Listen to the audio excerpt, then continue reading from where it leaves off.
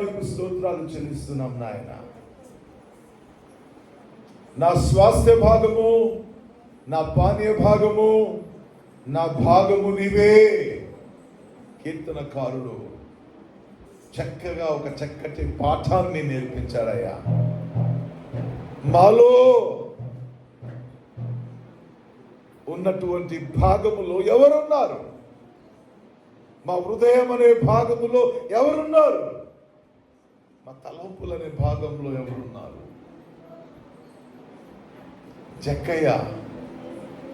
జక్కయ్య తన ఆస్తిలో భాగాన్ని ఇచ్చి, తన ఆస్తిలో పేదలకిచ్చి మిమ్మల్ని ఘనపరిచినట్లుగా చూస్తూ ఉన్నా.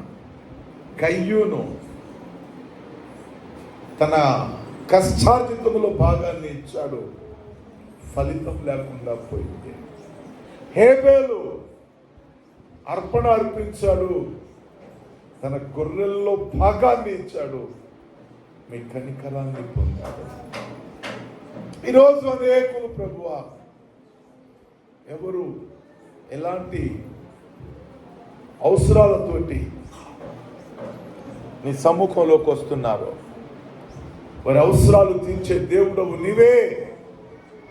ఆశీర్వదించండి.